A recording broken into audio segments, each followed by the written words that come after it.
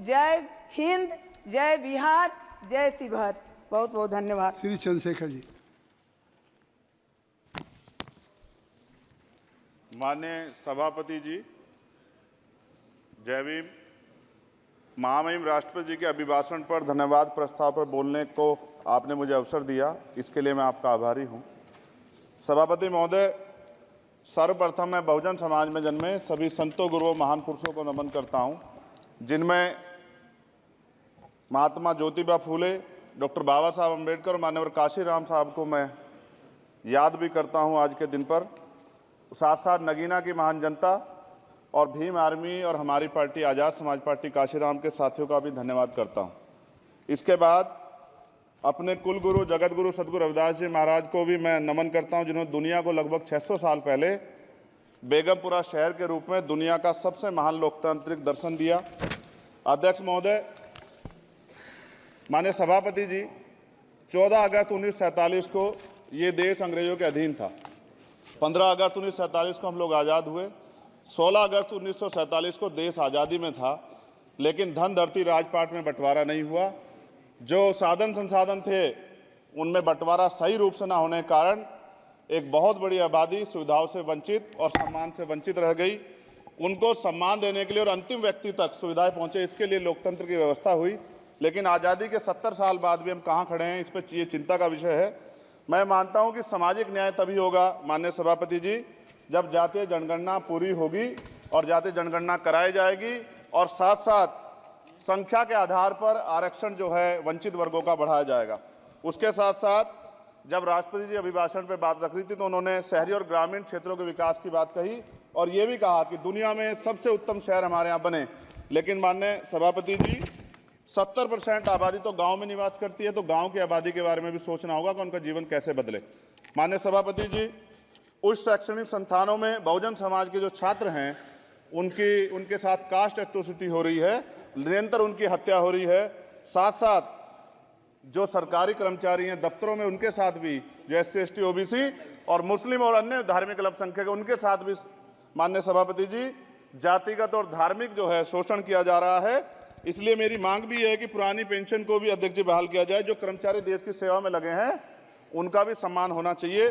साथ साथ सभापति जी, भाजपा ने चुनावी लाभ के लिए सबका साथ सबका विकास के नारे दिए जो खोखले हैं, क्योंकि 10 साल में दलित, पिछड़े, आदिवासी, मुस्लिम और अन्य धार्मिक अल्पसंख्यक के जो अत्याचार हुए हैं वो किससे छिपे हुए नहीं हैं। ये गलत है, ये बंद होना चाहिए। सभापति महोदय जी, महामहिम राष्ट्रपति जी के अभिभाषण में निजी क्षेत्रों में SC ST OBC को रिजर्वेशन देने का कोई उल्लेख नहीं हुआ है, जो कि आज चर्चा का विषय, क्योंकि 98% प्राइवेट सेक्टर है, 2% सरकारी सेक्टर है, तो 98% प्राइवेट सेक्टर में भी हमारी हिस्सेदारी की बात होनी चाहिए। माननीय सभापति जी, आशा कार्यकर्ताओं, आंगनबाड़ी वर्करों, भोजन माताओं के वेतन वृद्धि पे भी कोई उल्लेख नहीं हुआ है, वो भी अभी नंगे, उन पर भी सोचना पड़ेगा।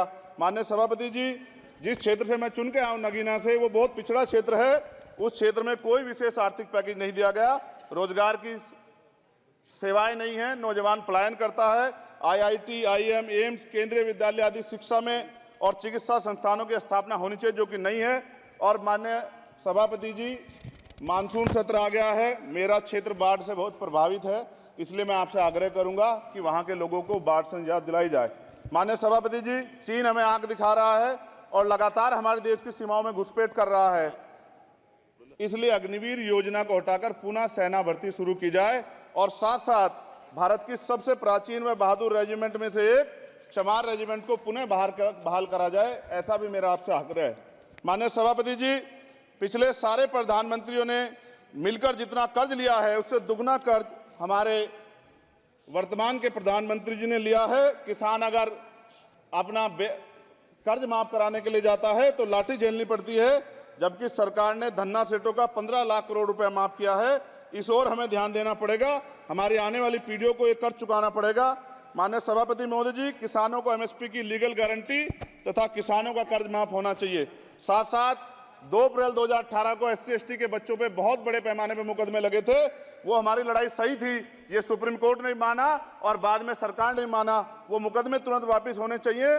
माननीय सभापति जी, प्रेस जो है उस पर भी शिकंजा कसा जा रहा है। जो पत्रकार सरकार खिलाफ बोलता है नौकरी से हाथ धोना पड़ता है, और सोशल मीडिया हमारा हथियार है, उस पर तरह तरह के प्रतिबंध लगाए जा रहे हैं और विरोध करने वालों को सोशल मीडिया हैंडल भी सस्पेंड करा दिए जा रहे हैं। साथ साथ सभापति जी, पेपर लीक और परीक्षाओं के कैंसिल होने से देश के नौजवानों का भविष्य खतरे में है। नीट, यूपी सिपाही भर्ती सभापति जी और 69,000 शिक्षक भर्ती में आरक्षण घोटाला हुआ है, कोई पूछने वाला नहीं, खून के आंसू रो रहे हैं बच्चे, बेरोजगारी का दंश युवा झेल रहे हैं।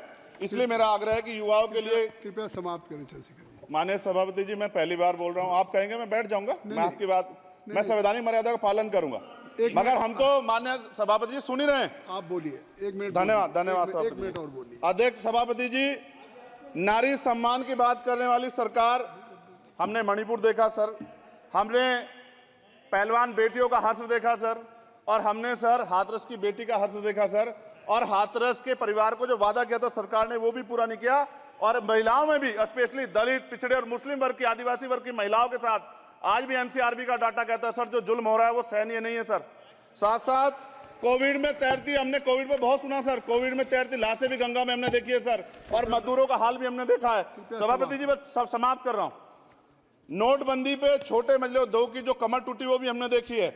सभापति जी, शैक्षणिक संस्थानों, विश्वविद्यालयों में, चिकित्सा संस्थानों में ओबीसी एसटी के योग्य अभ्यर्थी को एनएफएस करके जिस तरह निकाला जा रहा है, लेटरल एंट्री करके जिस तरह हमारे रास्ते बंद किए जा रहे, ये भी हम देख रहे हैं सभापति जी।